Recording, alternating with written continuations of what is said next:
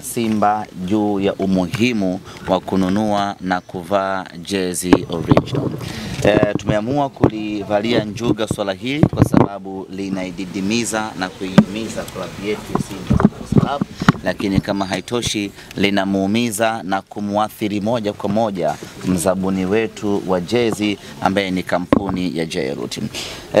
Swala la jezi feki tunaliangalia kwa jicho la juu sana, lakini ni moja kati ya changamoto kubwa kweli kweli kwenye maendeleo ya klabu yetu, lakini ni moja kati ya jambo baya kweli kweli ambalo linaathiri wawekezaji wote hasa kwenye eneo la jezi.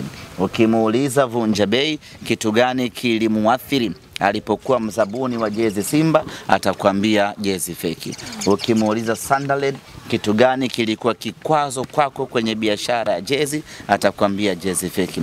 Ukienda ukimuuliza Jairut, ndani ya miezi yako miwili hii mitatu ulioanza kufanya kazi ya Simba Sports Club ya kutengeneza jezi, kitu gani mpaka sasa kimekuwa kikwazo? Jibu lake litakuwa ni jezi feki. Sasa hawa maharamia imefika muda wa kuanza kudili nao perpendicular kwa ajili ya kuiokoa klabu yetu ya Simba, lakini kumsaidia mzabuni aweze kutimiza malengo yake. Jairut kwa kushirikiana na vyombo vya dola anafanya kazi kubwa ya kuwakamata wale wote ambao wanazalisha na kuuza jezi feki. Ameshakamata watu wengi na sasa yupo kwenye mchakato wa kuwafungulia mashtaka, twende tuwapeleke mahakamani kwa kesi ya uhujumu uchumi. Lakini hiyo peke yake kuwakamata tumeona haitoshi. Tulichokuamua hivi sasa na sisi Simba Sports Club tumsaidie Jairut, tuingie mtaani kwenda kuzungumza na wanasimba. Inawezekana mtu asione athari ya jezi feki ambayo anainunua, akaona tu ni kwamba nimenunua tu jezi hii ya Simba basi inatosha, lakini asijue ule uchungu ambao Simba tunaupata kwa kuvaa na kununua jezi feki. Inawezekana hajui hiyo taarifa. Inawezekana hana elimu ya kutosha kuhusiana na madhara ambayo anaisababishia klabu yetu, na kwa mantiki hiyo tumeamua kuingia mtaani sasa kwenda kutoa elimu. Njia ya kwanza ya kumkomboa mtu yoyote ni kumpatia elimu. Wakati Jairut akishirikiana na vyombo vya dola kuwakamata wauza jezi feki, sisi tunakwenda kuwapa elimu wana Simba waachane na kununua jezi feki za klabu yao. Twende tukawaambie ana kwa ana madhara wanaoisababishia klabu yao. Twende tukawaambie wana Simba kudumaa kwa Simba kiuchumi wao ndio sababu namba moja, kwa sababu hawanunui vitu original vya klabu yetu. Kwa hiyo tunaanza safari yetu hiyo, tunakwenda kuzungumza na wanasimba katika vijiji, vitongoji, kata na mashina yao kule ambako wanaishi, kuambia umuhimu wa wao kununua jezi original. Lakini tumewaachia watu wanaouza jezi feki waende wakajitanue hasa katika yale maeneo ya mbali. Wanafika huko wanauza jezi feki. Shabiki wa Simba ambaye anakaa huko ndani kabisa Itigi haijui jezi original, pengine atakapokutana na jezi yoyote yenye logo ya Simba basi yeye ananunua akiamini ya kwamba hii ndiyo jezi original ya klabu yake. Kwa hiyo tulichoamua ni kwamba kwenda kubanana nao kule ambako wauza jezi feki wanafika, na sisi tunafika huko kwenda kutoa elimu, lakini kuwapelekea jezi original. Kwa chombo unaiona hii hapa inaanza safari hii leo ya kuzunguka nchi nzima. Tunatoa elimu lakini tunawauzia na jezi vile vile, ya kwamba usivae hii ni feki, vaa hii original kwa mchango na maendeleo ya klabu yako. Ndio kazi ambayo tumeamua kuifanya, na bismillah tunaianza hii leo. Jahazi naliongoza mwenyewe nikipita katika mitaa mbalimbali, na leo tunaanzia Pwani. Tunaambamba ule ukanda wa Pwani kuanzia Bagamoyo, Kiwangwa, tunakwenda mpaka Msata. Napiga mboga Lugoba, Wami, tunafika mpaka Mkata, Msata, tunakula mbuzi choma pale, tunakwenda mpaka Segera, tunanunua machungwa, tunakunja Mombo, Korogwe, moja kwa moja mpaka Same, tunakutana na Wapare, tunakwenda mpaka Moshi, Kilimanjaro, Hai, safari mpaka Arusha. Yote hiyo ni kwenda kuzungumza na wanasimba, kuwaambia juu ya umuhimu wa wao kununua jezi. Na kwa wale ambao bado hawajanunua jezi zao, basi tunakwenda kuwafikishia jezi huko katika maeneo yao wanakoishi. Na mchakato huu semaji mnatarajia utachukua muda gani? Tunatumia siku hizi za mapumziko ya kalenda ya FIFA, kwa maana siku 15 hizi kuanzia hii leo chombo inang'oka. Kurejea hapa Dar es Salaam ni tarehe 15 Mwenyezi Mungu akijalia. Tutazunguka katika mikoa yote hiyo ambayo nimewatajia na mikoa mingine ambayo sijaitaja, kwa maana ya Dodoma, Morogoro, Singida, Tabora, Mwanza, Mara, alafu tunarudi namna hii tena moja kwa moja mpaka Dar es Salaam. Kwa hiyo ni mchakato wa siku 10. Hii sasa itakuwa ni opening, lakini bado utakuwa ni mchakato endelevu ambapo tutazunguka nchi nzima, elimu pamoja na kuuza jezi moja kwa moja. Na mchakato huu utakuwa ni kwa muda fulani mpaka tarehe 15 ndio mwisho, au itakuwa ni endelevu? Hii 15 tutarudi kwa ajili ya kuanza maandalizi kuelekea katika mechi yetu ya ligi ya mabingwa Afrika, lakini wengine wataendelea. Lengo letu ni kuona kwamba hatuwapi pumzi wanaouza jezi feki. Tunahakikisha kwamba sokoni shabiki wa Simba anaona jezi feki, anaona na jezi original, alafu anafanya maamuzi ya kununua jezi original kwa sababu kwanza ameiona, lakini amepata elimu ya kutosha ya kwa nini anunue jezi fake, anunue jezi original. Bila shaka mashabiki wa Simba Sports Club wanataka kusikia, baada ya kutua meneja mkuu, nini ambacho kinaendelea kikosini? Kinachoendelea ni programu ya mazoezi ambapo wiki hii kikosi kinarejea tena katika uwanja wa Mo Simba Arena chini ya mtaalam. Kwa mara ya kwanza mtaalam Pantev atakanyaga nyasi za Mo Simba Arena kwa ajili ya kuanza kufundisha vijana wetu mpira, na amefurahi sana kuja Tanzania, na alifurahi pale airport tulimkabidhi jezi original za mnyama na zikampendeza kweli, na akasema tangu ameanza kufundisha kabumbu hajawahi kuvaa jezi nzuri kama ambayo Simba Sports Club amezikuta. Kwa hiyo leo hii wiki hii kati ya leo au kesho tunaanza rasmi programu ya mazoezi, na baada ya muda mchache sana timu yetu mtaiona ina mabadiliko makubwa kweli kwenye eneo la kiufundi. Mbali na hayo, semaji, kumekuwa kuna taarifa za kuhama uwanja wa Benjamin Mkapa kwa mechi za ligi. Pengine utuweke wazi hizi taarifa zikoje, na kama ni kweli mnakwenda kutumia uwanja gani mbadala kwa mechi za ligi ambazo zimesalia? Kwanza kabla hatuja divert, tumemaliza mipango ya jezi. Jana ulizungumza kuhusiana na uuzaji wa jezi, kuhusiana kama kuna maduka maalum, miongoni mwa kitu ambacho tunazungumza. Tutakuja kote huko. Leo tuko hapa. Huu mkakati unaandaliwaje Ahmed, kuhusiana na duka maalum kuhusiana na kuuza jezi za club? Tuna Kinyago, naona tamani uje kwa hapa. Ananishia baba.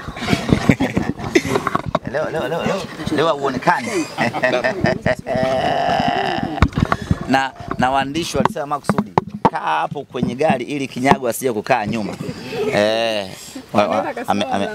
Amesema hivyo Latifa. Mbaya wako Latifa. So wewe?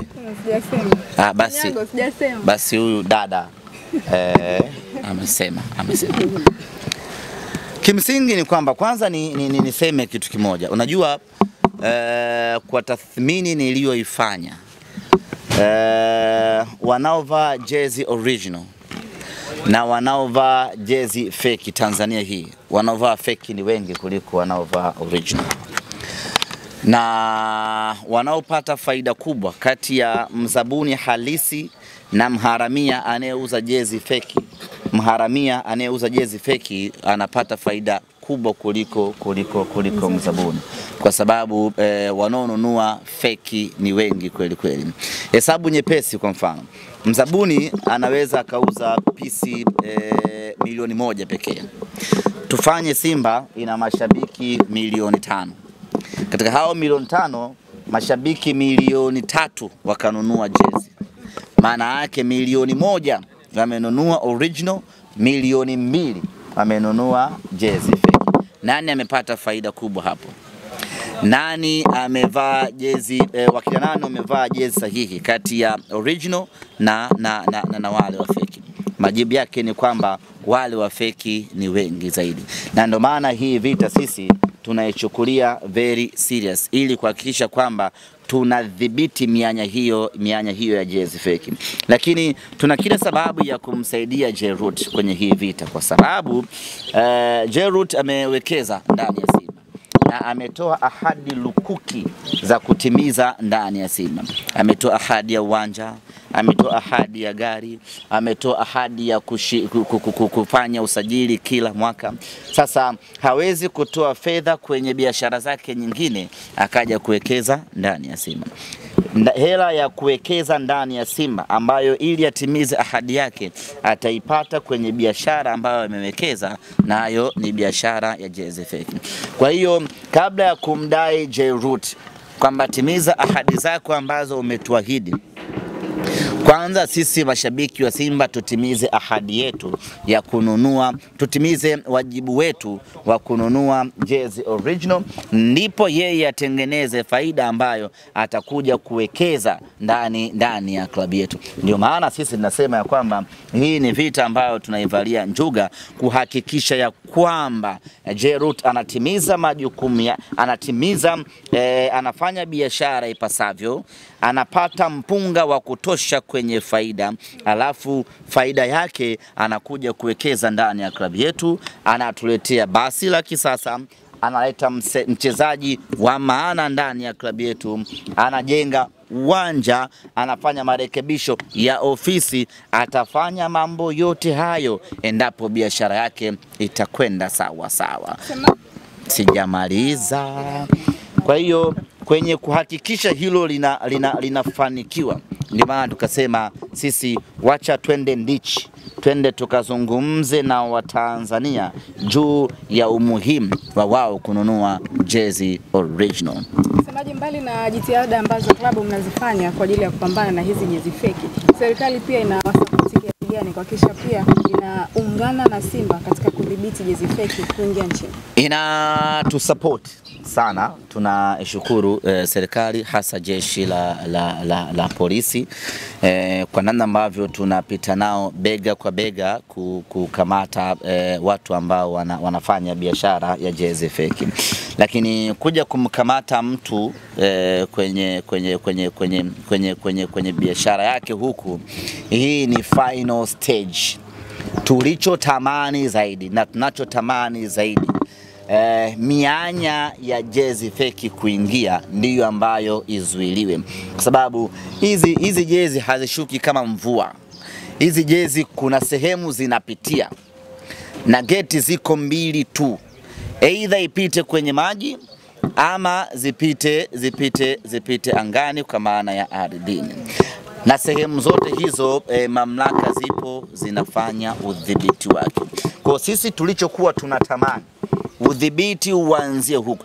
Tukifanikiwa huku, wala tuna haja ya kupita madukani na kuanza kukamata muuzaji mmoja mmoja, kwa sababu tunakuwa tumezuia yule ambaye anaingiza pale mzigo unataifishwa, feki unachomwa hadharani, shughuli inakuwa imeishia hapo, mtaani haitofika jezi. Kwa hiyo tulikuwa tunatamani zaidi tuweze kuzuia kwenye chanzo kabla ya kuja kufika huku ambako unakuja kumkamata mtu ana jezi 10, mtu ana jezi 20, kazi inakuwa ni kubwa kweli.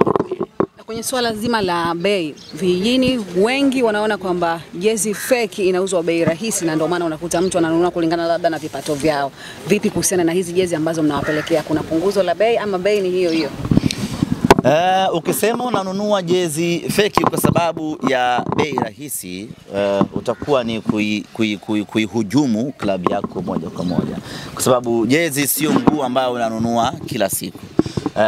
Unanunua mara moja kwa mwaka. Kwa hiyo mtu unajichanga, unanunua jezi yako kwa shilingi 1045. Na mimi niwaambie ndugu zanguni, fanyeni utafiti, na uzuri siku hizi mnasafiri sana. Tanzania ndio nchi pekee ambayo tunauza jezi kwa bei rahisi kweli kweli. Nendeni tu Uganda hapo. Nenda kanunue jezi ya timu ya taifa ya Uganda. Bei yake wewe utakimbia vibaya mno. Nenda tu Malawi hapo, kaulizie jezi ya Nyasa Big Bullets. Ukitajua bei yake utakimbia, usigeuke nyuma. Tanzania ndio tunauza jezi kwa bei rahisi kweli kweli. Tena kama mwaka huu Jerut ndio amefanya kufuru kweli kweli. Ametengeneza jezi ya viwango vya dunia, alafu ameiuza kwa bei ya Mtanzania. Kwa bei sio kikwazo. Lakini huu mzigo ambao tunatembea nao sisi, hatushushi bei. Bei yake ile ni shilingi 1045, kwa sababu kuna mtu tulimuuzia kwa bei ya jumla, anakwenda kuuza huko mtaani kwake kwa shilingi 1045. Alafu sisi tena tuingie mtaani tuanze kuuza kwa bei ndogo, tutakuwa tunamhujumu yule ambaye alinunua kwa bei ya jumla ndani ya klabu yetu. Kwa hiyo bei yetu ambayo tunapita nayo ni ile shilingi 1045, ili wauzaji waendelee kuuza kwa shilingi 1045 yao ile. Tuhame sasa. Tuje huko. Aliuliza pale ikizagaa kwenye mitandao ya kijamii ya kwamba Benjamin Mkapa imefungwa. Binafsi Simba Sports Club bado hatujapokea official communication ya kutuambia kwamba Benjamin Mkapa imefungwa. Tukishapokea taarifa hiyo, basi na sisi tutakaa chini kuangalia wapi tunaelekea. Lakini tuna options mbili. Either kwenda KMC au kwenda Meja Isamuyo kushiriki mechi zetu za ligi kuu. Baada ya kupokea maelekezo rasmi kutoka kwa wenye uwanja, na sisi tutakuja kuambia mechi zetu za ligi kuu tutakwenda kuchezea wapi.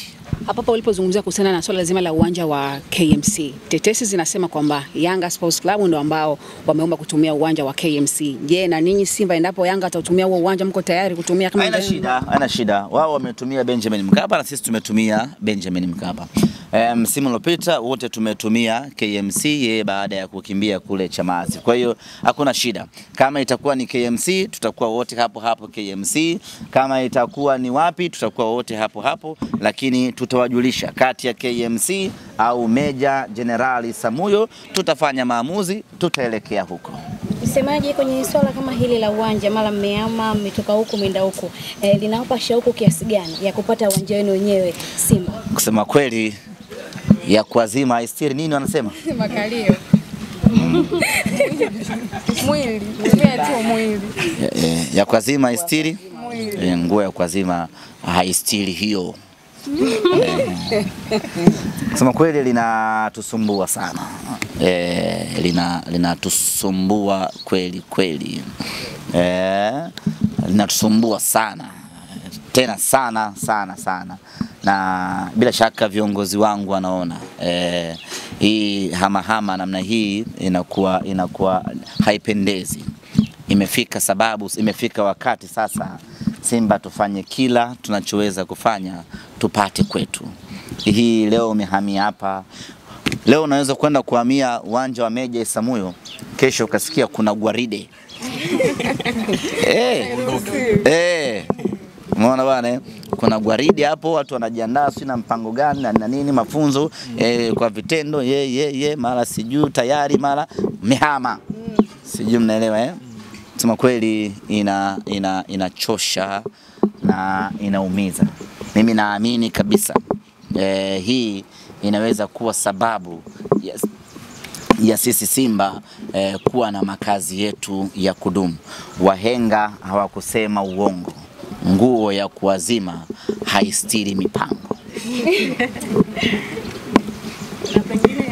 Hivi mlikuwa mnajibuji kwenye mtihani hiyo? Haistiri mwili? Hamna, kuna kitu kinatajwa pale. Ukisema haistiri mwili unakosa. Uweze kuandika hivyo, unatumia tafsida tu. Au kwenye mtihani hamkukutana na hilo swali? Nguo ya kwa ndikutana nalo.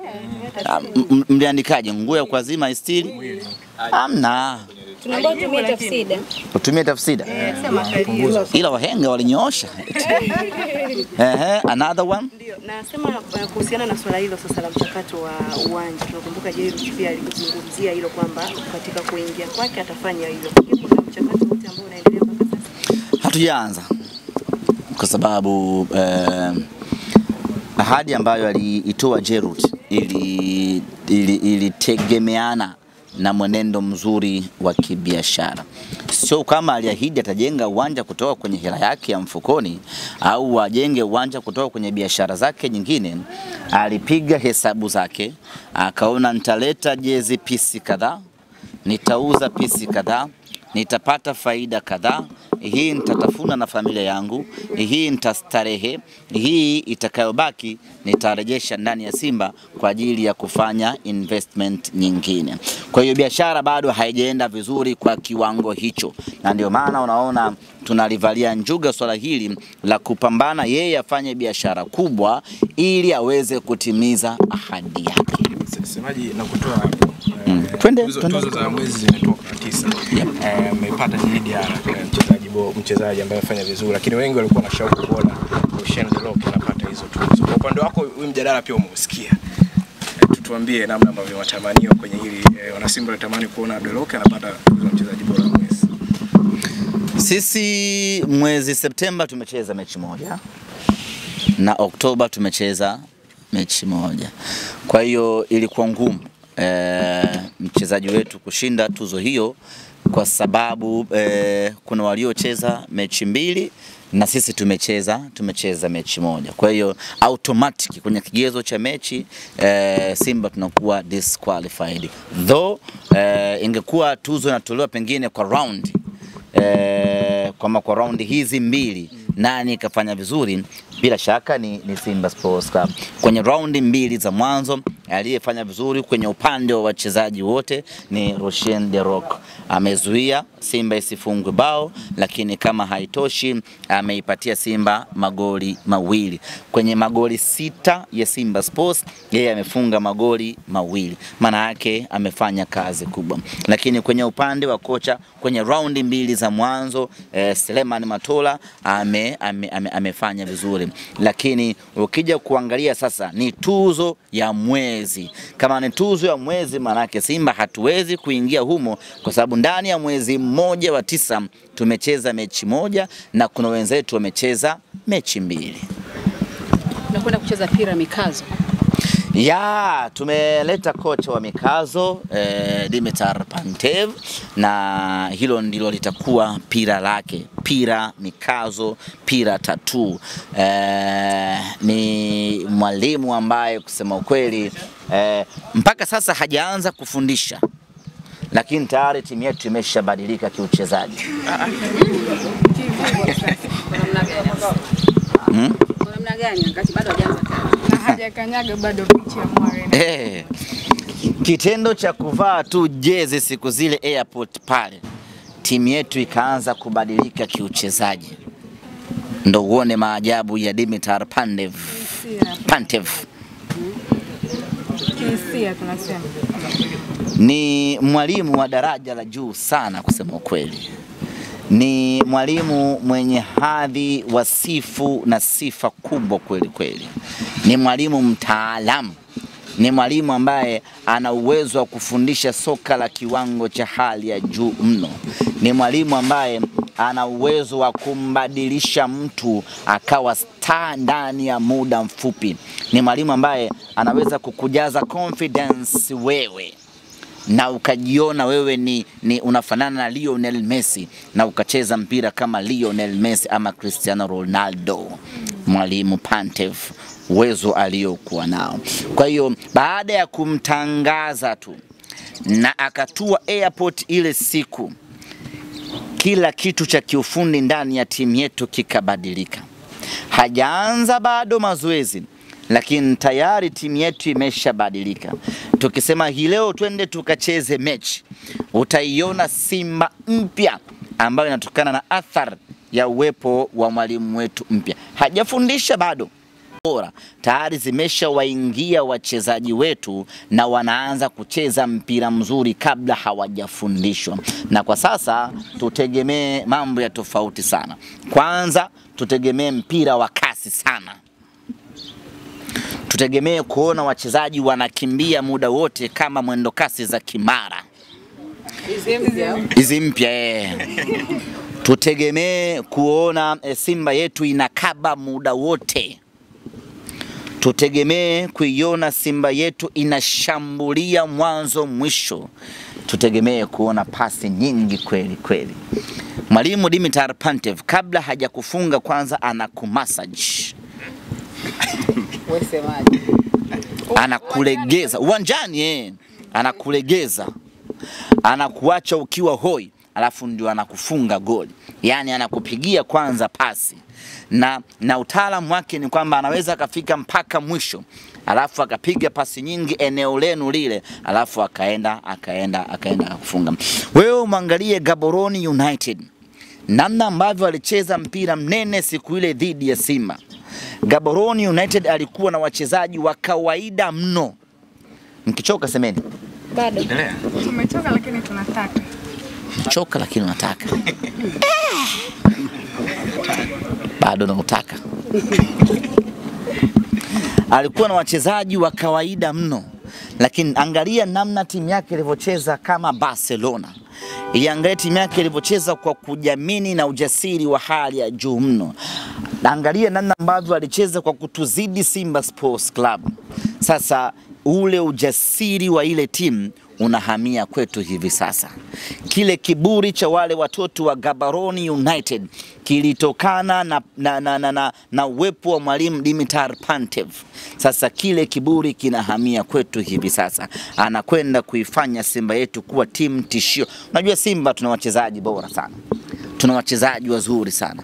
Kwa tuhitaji mtu kama Pantev kwa ajili ya kuja kuwasimika wachezaji wetu ufedhuli wa kimpira ili waende wakafanye maangamizi makubwa. Ndio maana nasema ya kwamba hajaanza kufundisha, lakini tayari timu yetu imeshakuwa na mabadiliko makubwa kweli kweli. Na biidhnillah tutaanza kuyaona haya mabadiliko kwa vitendo kuanzia mechi yetu ya tarehe 17. Ulisema unaenda kuchora tattoo mkononi. Ushampata mchoraji? Na lini unachora? Mchoraji nimempata. Na nitachora hapa tattoo. Shida ameniambia mkono wangu ni mdogo. Lakini kwa hiyo Simba hataonekana sana. Kwa naweza nikachora hapa kama Mike Tyson. Yani linadi kumwenzi tu mwalimu wetu Pantev, mwalimu wa mikazo. Tachora hapa tattoo langu. Mipango ya safari ya mechi ya ligi ya mabingwa hatua ya pili. Ipo mipango yote kwa mashabiki labda kama ambavyo wengine tunaona wanafanya, kuhakikisha tu mnapata support mkiwa ugenini? Kwanza mipango ambayo tunaifanya inaanzia Afrika Kusini. Hivi sasa ninapozungumza nanyi wapo mashabiki wengi wa Afrika Kusini. Unajua kutoka Afrika Kusini mpaka Eswatini ni masaa 5. Kwa hiyo wameshaanza kujikusanya. Tuna mashabiki wetu pale kutoka Joburg, Wekundu wa Johannesburg, lakini tulivyokwenda Durban kucheza nusu finali na Stellenbosch, tulizindua tawi jingine pale la Wekundu wa Durban. Kwa hiyo wale wote wanajikusanya hivi sasa kwa ajili ya kuelekea Eswatini. Lakini tutawachukua vingine wa Botswana. Na kuna mashabiki wengine kutoka Zimbabwe pamoja na Zambia na Malawi, na wenyewe wanakuja kwa ajili ya kuja kuisupport Simba yao. Kwa hiyo mpaka sasa tuna kundi kubwa la mashabiki kutoka kusini mwa jangwa la Sahara ambao wanakwenda Eswatini. Kwa hapa nyumbani Tanzania bado sijapata maelekezo ya viongozi wangu tunafanyaje ili kuaccommodate mashabiki ambao wanahitaji kwenda na timu Eswatini kwenda kumpelekea moto mpinzani wetu usingizini. Tutakia safari njema sana. Mbona mmewahi kumaliza? Tupate kama matatu ya mwisho. Sifa za Pantev mmeridhika nazo lakini? Hapo kwa kocha Pantev wanasema kwamba sio muumini wa backpass ambazo zilikuwa that's very nice question. Ni marufuku backpass. Pantev formula yake. Yaani uwe umezidiwa shaanza kusikia njaa, interview imekuwa ndefu. Hapa nipate maandazi. Kuchoka sichoka. Jasho ni ubinadamu. Nipate maandazi yenye hamila nyingi, nipoze njaa. Ni marufuku kupiga pasi ya nyuma. Labda uwe umekabwa sana ndio unaruhusiwa kupiga pasi ya nyuma. Hiyo ndiyo falsafa ya mwalimu Pantev. Na Pantev ana formula mbili. Formula ya kwanza ni mbele kwa mbele, yani twende kwao. Na kwenda kwao kuna mgawanyiko wa aina mbili. Tunaweza kwenda kwa kupiga pasi nyingi za haraka haraka, ama tukapiga ndefu tukaenda kwao kwa kufika kwa wepesi. Na kupiga pasi nyingi za haraka haraka, wachezaji wa namna hiyo tunao. Wakina Budo anagusa, anaondoka, anakwenda kuchukulia mbele, anaachia kule. Kupiga pasi ndefu, hiyo ni kazi ya Alassane Kante. Nachukua Marichi. Kwa hiyo ni marufuku, hairuhusiwi, it's strictly prohibited. Strictly prohibited kupiga pasi nyuma. Wakati mechi inachezwa, yani anapoanza Kamara, akaanza kwa Mligo, au akaanza kwa Kapombe. Kapombe anaileta kwa Rushin, Rushin anamwachia Shamo, Shamo anamrudishia tena Rushin. Tunaondoka hapo. Mali inakwenda moja kwa moja kwa Kagoma. Asante sana. Kagoma anagonga one touch, inakwenda kwa Alassane Kante. Kante ndio atafanya maamuzi pale, apige safari ndefu au aanze nyepesi kwa Ahua. Ahua ataangalia aende kwa Kibu au aende kwa Mpanzu.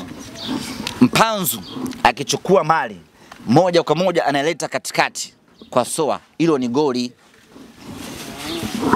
Hii inahusiana na Gusta Cheto ndio kwa semaji. Wewe achana na mipasho hiyo wewe. Ndio hiyo inaitwa. Pira mikazo alina hayo mambo hayo. Tumewekaje hiyo? Kwa safari hii bana tuna kocha Menuno na tuna kocha Mikazo. Si ndio Menuno? Afu sisi tuna Mikazo. Taarifa inasema washamfukuza ila waseme.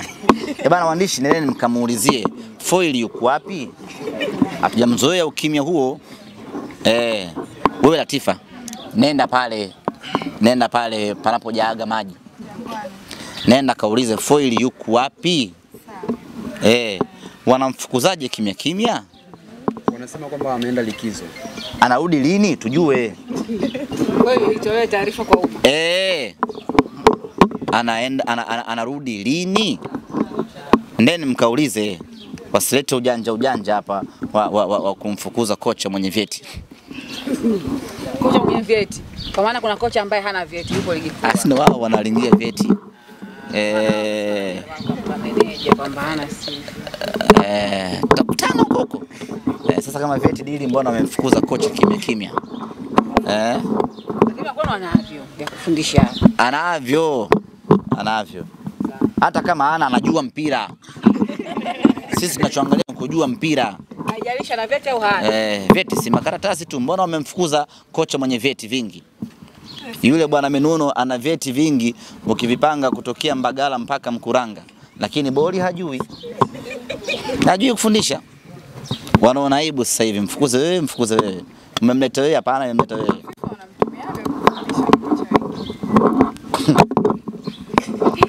Fundisha wachezaji. Sio walo staff. Fundisha. Sasa hiyo si notice tu. This is that fundisha wachezaji. Sijui umeelewa? Fundisha watu wacheze mpira. Semaji shukrani. Ya mwisho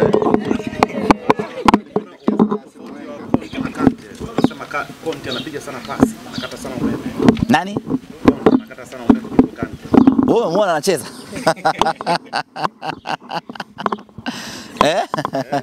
Wewe Conte umeona akicheza? Nimeona kwenye mechi mbili. Wapi?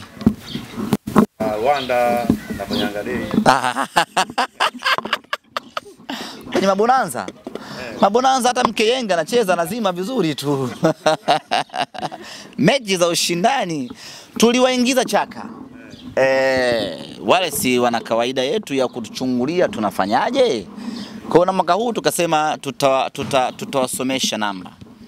Kwa hiyo tukawapelekea jina la Conte. Bane, huyu kiungwa maana Simba wanataka kumsajili. Basi kama kumbi. Mpaka Tunisia. Wakapigwa hela nyingi kweli kweli wakamchukua Conte. Sasa hizi yuko pale. Kazi naye hawana. Kila wakimwangalia hivyo anajionea aibu. Alafu wataalamu tukaingia taratibu tukamchukua Kante. Tukamleta pale unyamani. Baba akafanya balaa kweli kweli. Juzi mmemwona Kante hatari aliyofanya. Jana akafanya kufuru, juzi akafanya kufuru. Alikuwa anachukua mali kwa Kagoma, alafu anapiga pasi ndefu. Alafu ana uwezo wa kupitisha pasi katikati ya watu 12, mpira ukapita usiguswe na mtu yoyote mpaka ukafika kwa mhusika. Wewe Kante ana hatari vibaya mno. Sisi ni wataalamu wa masuala ya usajili. Asante.